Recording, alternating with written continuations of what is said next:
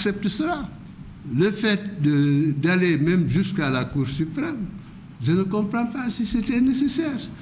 Il fallait simplement la loi. Et comme par hasard, les deux cours, les deux tribunaux ont donné raison à l'armée et à la Comico. Exigeant le respect à l'égard de l'armée, il exhorte même la non-politisation du dossier. Et qu'on ne se base pas sur les conséquences sans voir la cause réelle qui était quand même, nous a amené à cette situation malheureuse, n'est-ce pas? Mais surtout qu'on ne politise pas, qu'on n'aille pas jouer sur le rôle du soldat ou qu'on divise le commandement par rapport à la troupe. Le chef d'état-major actuel, dès le départ, a dit qu'une de ses priorités, c'est le social. D'ailleurs, le général précise que la Comico a été créée pour soulager les militaires en matière d'habitat. Le 6 en 1985, nous avons créé la Comico, coopérative militaire de construction, mais c'était encore pour faciliter l'accès au logement personnel des militaires. Comment? Parce que cette structure, on l'a fait piloter par le service du génie, qui est responsable de l'ensemble de l'infrastructure militaire. Et on s'est dit que s'il pilote ce service-là, cette structure, n'est-ce pas, on pourrait avoir des logements moins chers. Et c'est le cas. La discipline et la morale sont l'essence d'un militaire. Selon l'ancien Semga, tout soldat doit avoir un comportement irréprochable. Pour rappel, le site Terme Sud a fait l'objet de tiraillements entre les anciens militaires et la Comico. Merci Mamadou. Et puis la composition du nouveau bureau de l'Assemblée nationale du Sénégal est connue. Les 133 parlementaires présents à la session ce mercredi 14 octobre ont élu de nouveaux membres. Abdou Mbow, je le disais en titre, remplace Moustapha Cissé Lo comme premier vice-président à l'Assemblée nationale. Et puis le groupe parlementaire Liberté et Démocratie hérite du poste de 8e vice-président et enregistre en son sein l'arrivée du député Moustapha Guirassi. Ibou Diouf et Youssou Prera. Pour l'ouverture de la session 2020-2021, le quorum est plus que dépassé. Plus de 130 parlementaires ont répondu présents. Mais si la distanciation sociale a fait défaut, le port de masque est bien respecté. Information à interpréter le député Abdou Mbow, premier vice-président de l'Assemblée nationale. Oui, je pense que c'est une suite logique.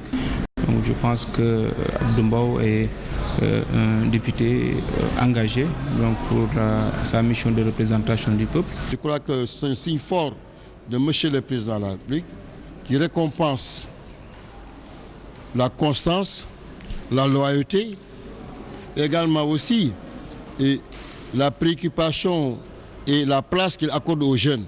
Nous sommes parlementaires comme tout le monde, nous sommes tous des députés et nous sommes tous élus au suffrage universel direct. Nous sommes au service des populations. Nous continuerons à faire notre travail, nous continuerons à être à l'écoute des populations. Nous continuerons aussi à essayer d'être des exemples. Pour les députés de l'opposition, leur présence s'est renforcée avec un poste de vice-président et l'arrivée de collègues dans le groupe parlementaire Liberté et Démocratie. Le changement de bureau, c'est une question qui concerne la majorité. Nous, on ne se sent pas concernés. Ce qu'on sait est que le poste de 8e vice-président revient toujours au groupe parlementaire Liberté et Démocratie. Voilà qui a été donné à notre sœur Yahman Albis. La nouveauté qu'il y a dans cette session est que le groupe parlementaire Liberté et Démocratie se voit renforcé par l'entrée de notre frère honorable Moustapha Guirassi qui a décidé de rentrer dans le groupe parlementaire, ce qui porte le nombre du groupe de députés à 20. Abdou Mbow, Yatasso, Cheikh Tidiane Gadio, Aïssatou Sow Diawara entre autres, une nouvelle équipe qui continue la mission aux côtés des autres députés. Bientôt, la grande rentrée pour la session plénière du vote du budget. En marge de la session Ibou, les députés se sont prononcés sur les propos tenus par leur collègue Aliou Dembourou Sow, député de Benno Bokk Yakaar, suite à sa déclaration, vous le savez, au relent ethnique et largement diffusé sur les réseaux sociaux. Pour les députés de l'opposition, il s'agit de propos inacceptables et inopportuns. L'Alliance pour la République a exprimé ses regrets et évoque une erreur de communication. Je pense qu'on peut le pardonner parce que c'est une erreur qu'il a dit. Je connais Demba Sow, c'est quelqu'un qui n'est pas violent. Je le connais bien, je l'ai fréquenté. Il est là dans l'Assemblée. Et dans le Sénégal, on ne croit pas à la violence. Parce que nous, les maires, on a été élus pas par violence, on a été par des cartes. Et le président, ce qu'il croit, c'est être élu par des cartes. Il a eu à s'expliquer, mais pour nous qui le connaissons, bon, nous avons tous été surpris parce que c'est un homme, et je crois que les collègues ne vont pas me démentir, très courtois et très poli également, et très républicain. Et je crois qu'il a eu se rectifier.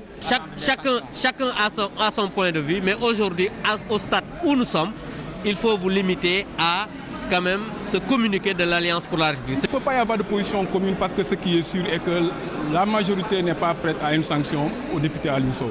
Ce que nous, on peut faire de l'opposition, nous dénonçons et je crois que dans les prochains jours, nous allons nous réunir et nous allons discuter à l'interne quelle position prendre par rapport à cette. Et puis en politique, Ousmane Sonko voulait que le chef de l'État foule au pied le principe de la séparation des pouvoirs pour faire libérer Tahirou Sarr de prison. Une révélation de Cheikh Issa Sall ce matin sur la radio RFM, la radio de toute l'actualité. Comment cette annonce peut-elle jouer en défaveur du leader du PASTEF? Toutefois, le contexte dans lequel l'ancien magistrat a rompu le silence peut laisser perplexe beaucoup d'observateurs. Le commentaire d'Ibrahim Khan. Cheikh Issa Sall lève un coin du voile sur la fameuse audience entre Ousmane Sonko et Mansour Faye. Selon l'ancien magistrat qui avait organisé la rencontre entre les deux hommes, Ousmane Sonko voulait que le président Macky Sall torde la main de la justice pour que Tahibou Ndiaye soit élargi de prison après sa condamnation par la CREI dans le cadre de la traque des biens supposés mal acquis. Vrai ou faux? Difficile d'y répondre sans risque de se tromper. Toutefois, s'il est avéré, Cheikh Issa Sall aura le mérite de faire tomber le masque d'Ousmane Sonko qui ne cesse de prôner la gouvernance vertueuse, dénonçant souvent le manque d'indépendance de Dame Justice. Demander au président de la République de tordre la main à la justice, une démarche aux antipodes du principe sacro-saint de la séparation des pouvoirs qui n'honore pas le leader de PASTEF. Les sceptiques, eux, laisseront le doute planer sur les révélations de Cheikh Issa Sall, par ailleurs directeur général de l'agence de développement municipal, réputé proche du pouvoir. Son déballage intervient quelques heures après la dernière sortie d'Ousmane Sonko pour dénoncer des magouilles de l'État dans le domaine foncier avec des révélations sur la vente d'immeubles en centre-ville. Est-ce une tentative de jeter le discrédit sur l'opposant qui donne le plus du fil à retordre au pouvoir? Cheikh Issa Sall n'a-t-il pas fait entorse à la loi sur la protection des données personnelles? Autant de questions qui méritent d'être posées en attendant d'en savoir davantage. Merci Ibrahima. Et puis pan sur le bec, Tahibou Ndiaye et non pas Tahirou Sarr. L'autre grand titre de cette édition, affaire de la tuerie de Boffa Bayotte. L'enquête est une arnaque selon Maître Clédor Cirelli. L'avocat a introduit une demande de liberté provisoire pour 26 prévenus. Selon la robe noire, pour un procès équitable, le juge d'instruction doit entendre l'actuel chef d'état-major des armées, mais aussi le directeur de la télévision nationale. D'accusation devait s'appuyer sur plusieurs points. D'abord sur une demande de liberté provisoire de 25 personnes, 26 personnes plutôt, qui sont en détention depuis un temps assez long. Depuis janvier 2018, ces personnes sont en détention, ne sont pas libérées et apparemment les actes d'investigation qui devaient être faits n'ont pas été faits correctement et convenablement. Nous avions demandé aussi, et cela participait de l'exigence d'un procès équitable que nous poursuivons, l'audition des témoins.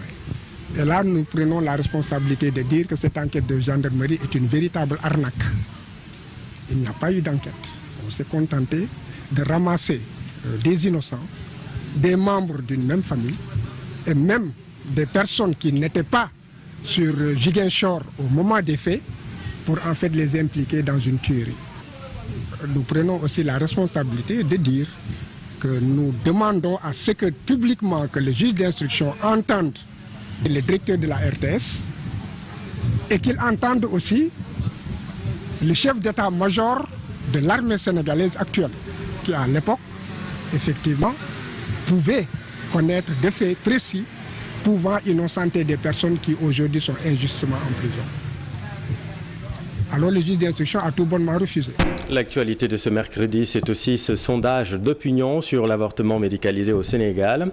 42% des Sénégalais disent oui à l'avortement médicalisé en cas d'inceste ou de viol. C'est le meilleur moyen de lutter contre les avortements clandestins, peut-on lire dans cette étude.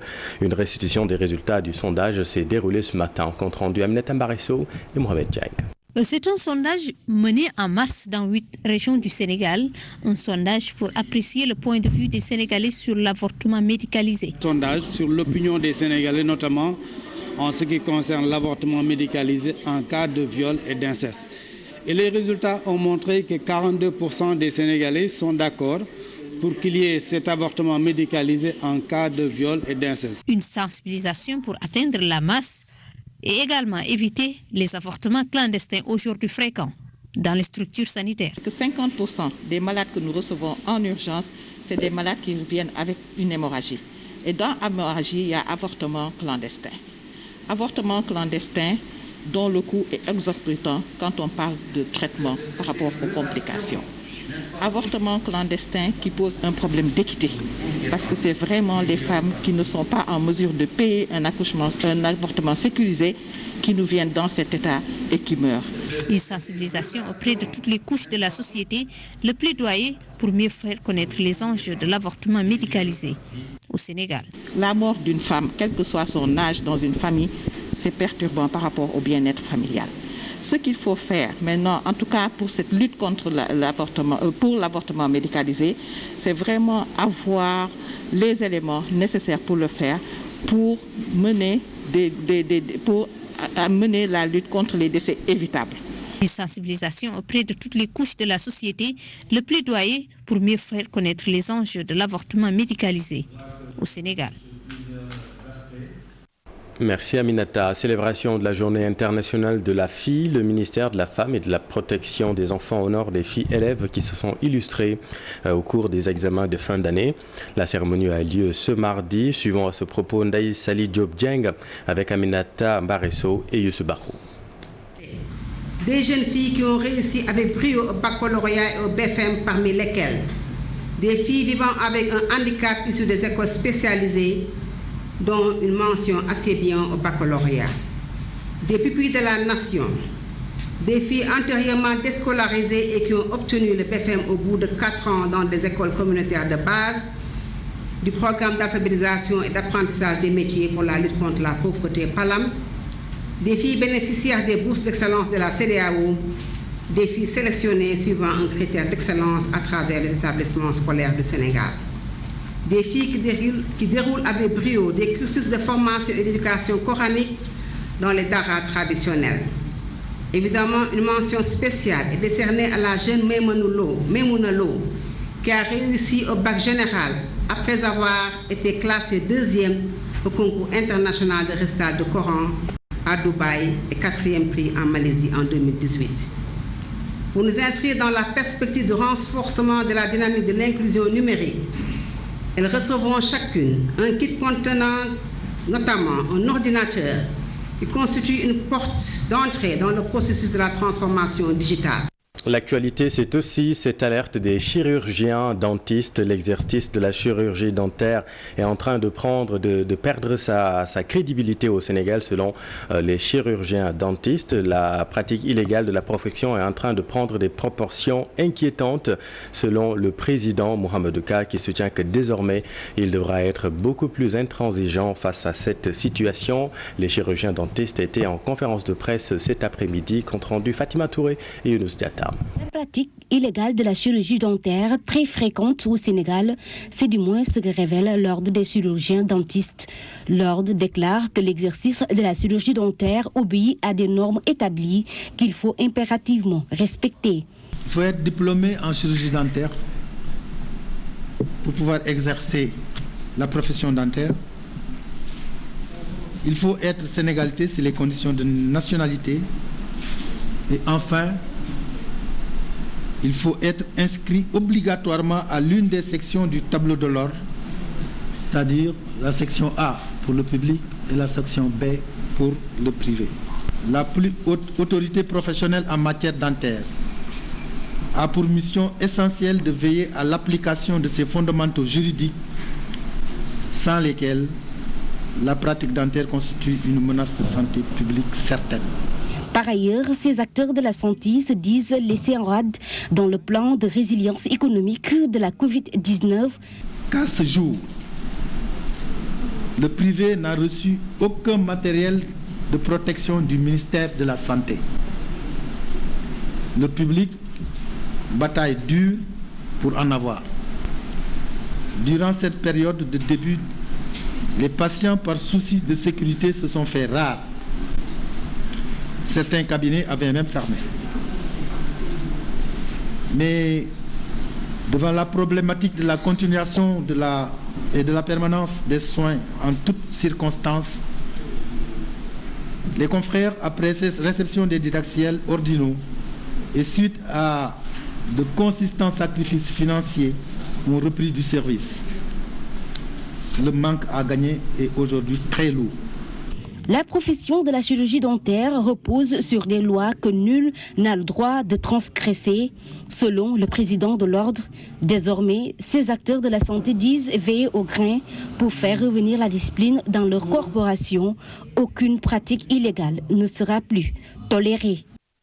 Merci Fatima. Et puis parlons éducation à présent. À 30 jours de l'ouverture des classes, les élèves en classe intermédiaire entament leur mise à niveau. Vous le savez, ces enfants n'ont pas retrouvé le chemin de l'école depuis le 13 mars dernier.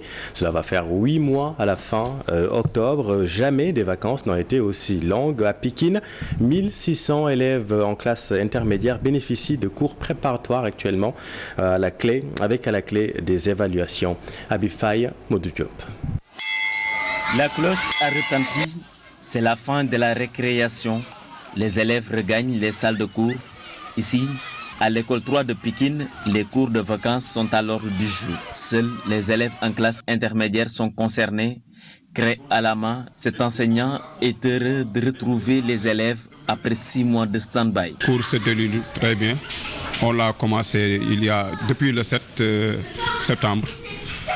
Et les cours touchent à leur fin, mais vraiment ça se passe très bien. Déjà nous sommes des techniciens de la craie, des enseignants craie en main, donc qui tenons des classes, savons également le problème de niveau qui se pose au niveau de nos élèves et que donc ça va être aggravé par cette situation-là, donc pour essayer d'y pallier. Des cours de soutien dispensés aux 1600 élèves de Pikine. Objectif, rehausser leur niveau.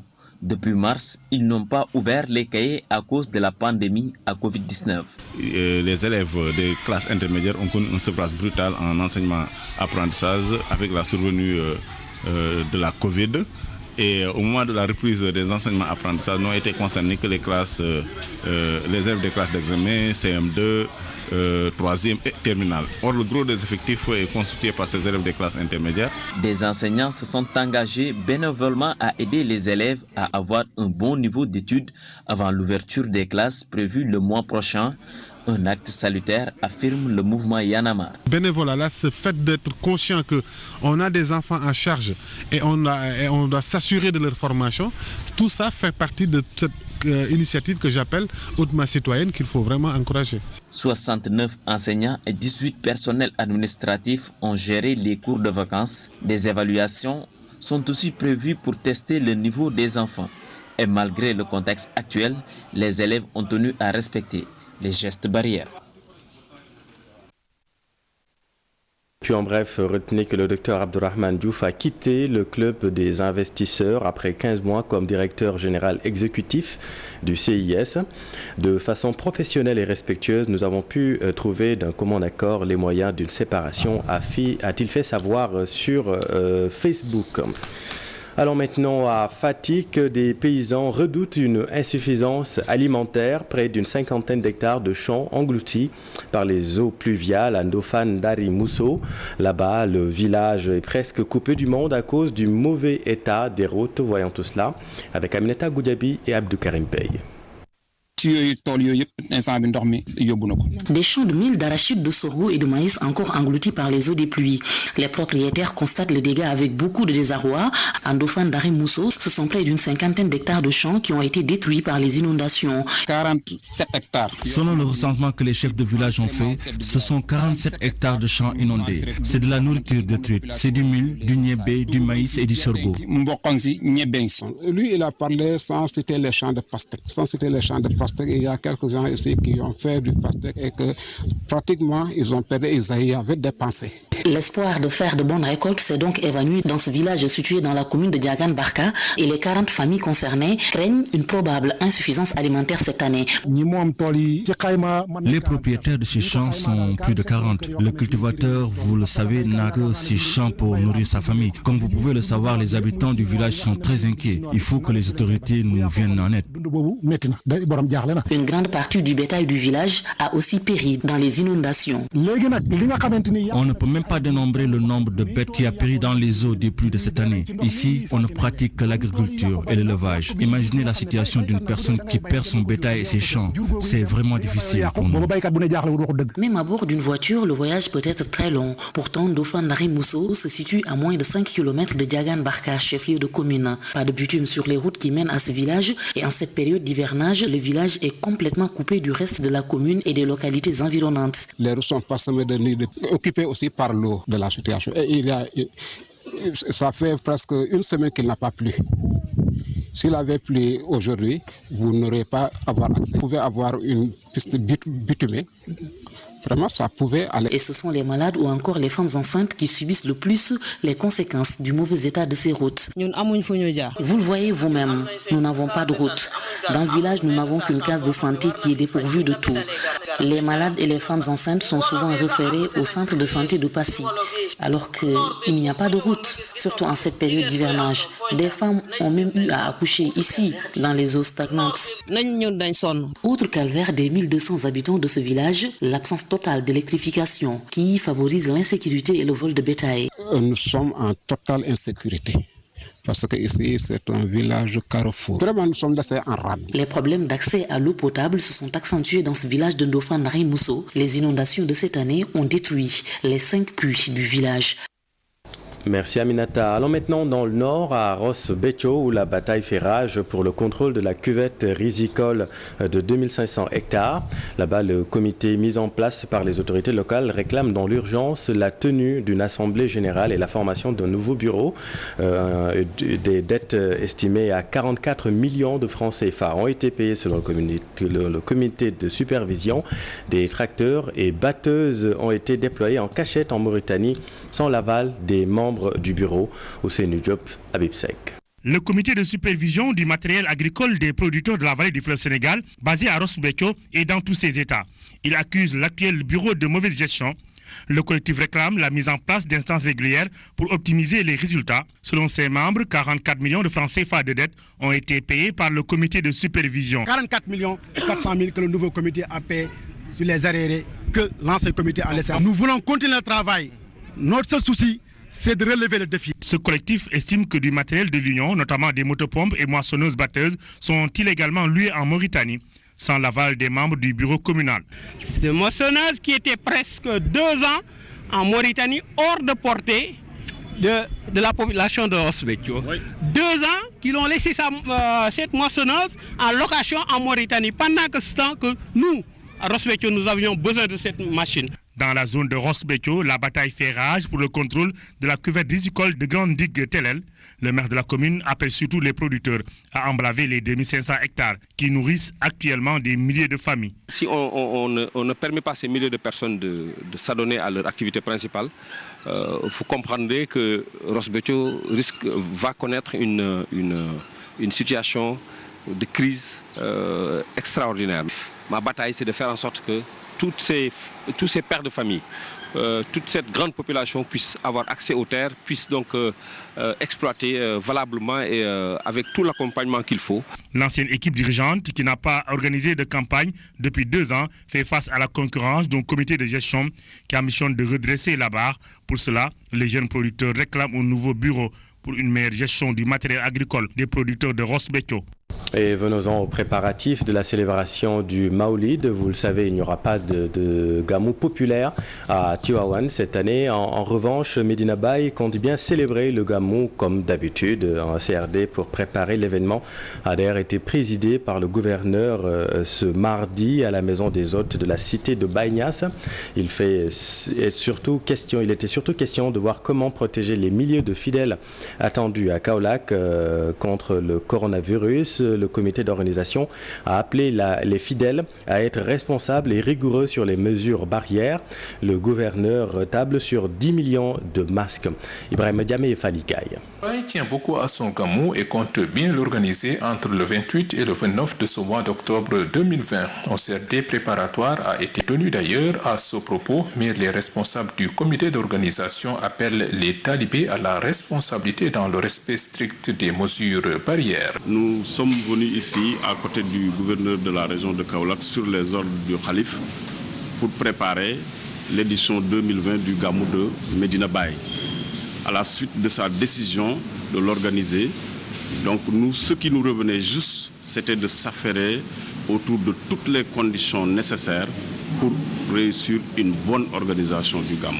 Un gamou qui va se tenir donc dans un contexte assez particulier de coronavirus. Le gouverneur qui a présidé le CRD donc de son côté lui aussi a beaucoup insisté sur les mesures barrières. Alioune Badarambeng lance son appel à l'État pour un renforcement du dispositif sanitaire et sécuritaire. Nous avons surtout insisté sur l'aspect sanitaire.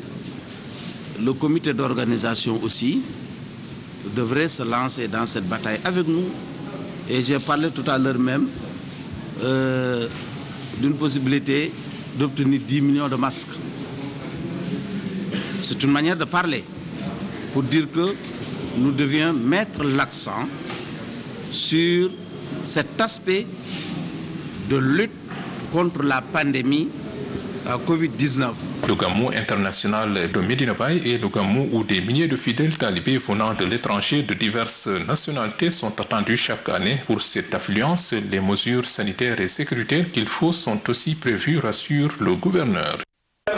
En Guinée, c'est la dernière ligne droite en vue de la présidentielle de dimanche. Outre le président sortant Alpha Condé et son principal rival Cellou Dalein Diallo, 10 autres candidats abritent la magistrature suprême. Ici à Dakar, la communauté guinéenne regarde la situation à Conakry avec un pincement au cœur car les Guinéens établis au Sénégal ne participeront pas à l'élection. Fat Bintou Conté et Diafaraba. Le 18 octobre prochain, les Guinéens se rendront une fois de plus aux urnes pour décider qui du président sortant Alpha Condé ou de l'opposant Cellou Dalein Diallo va présider à la destinée de leur pays pour les 5 prochaines années. Pour les Guinéens résidant à Dakar, le seul souhait est que cela se passe de façon apaisée.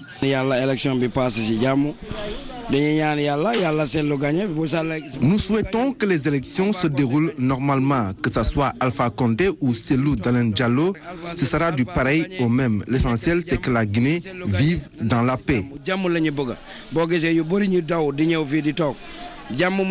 Même s'il trouve anormal que le vote de cette année leur soit refusé, eux qui sont au Sénégal, de même que les Guinéens d'Angola. Non, c'est pas normal. Ce n'est pas normal. Cela ne devrait pas se passer ainsi. Tous les Guinéens vont voter, sauf ceux du Sénégal et de l'Angola. Depuis les législatives, on n'a pas voulu nous recenser et le problème continue jusqu'à présent, ce qui n'est pas normal. On aurait saccagé l'ambassade à cette époque. Il s'est fâché et n'a pas voulu qu'on vote.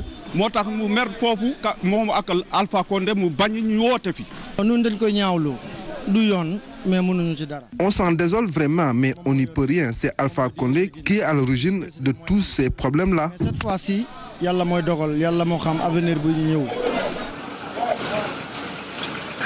à la rue Sandiniéry, fief de la communauté guinéenne qui compte beaucoup de partisans de l'opposant Cellou Dalein Diallo, ils souhaitent pour leur part sa victoire le soir du vote. Cellou Dalein Diallo va certainement remporter la victoire au soir du vote. À mon avis, Cellou Dalein Diallo sera le futur président de la Guinée-Conakry. Cette fois-ci, c'est la bonne. Alpha Condé va perdre la présidentielle cette fois-ci.